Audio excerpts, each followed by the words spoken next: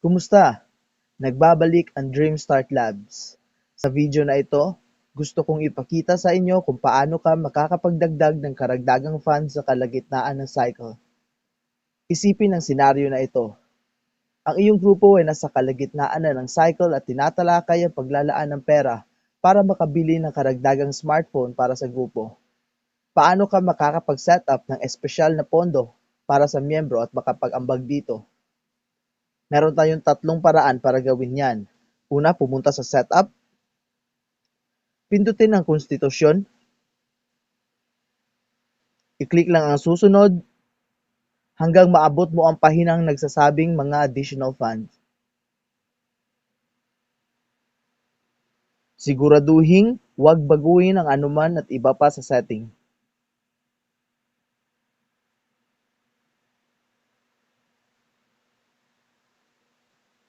At andito na tayo.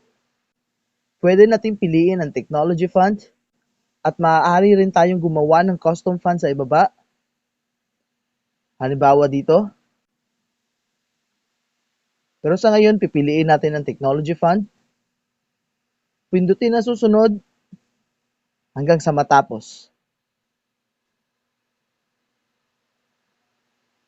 Yan ang unang paraan para makapagdagdag ng karagdagang fund sa kalagitnaan ng cycle. Pangalawa ay pumunta sa mga meeting. Ipagpatuloy ang meeting.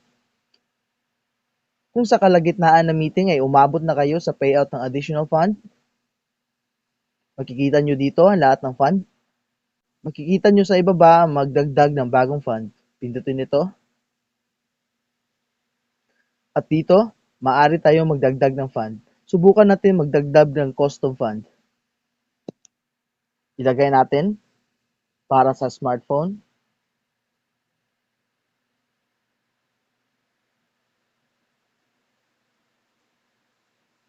Pindutin ang susunod. At tapos na. Nakagawa na tayo ng karagdagang fund. Sa ikatlong paraan naman ay nasa ipon. Pumili ng sino mang miyembro. Mag-scroll ng bahagya sa ibaba hanggang umabot sa fund. Dito, meron ding magdagdag ng bagong fund. Pindutin ito. At ganun din. Pindutin ang susunod. Pindutin ang tapos na.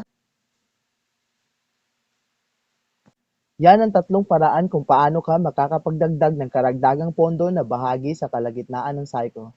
Salamat sa panonood.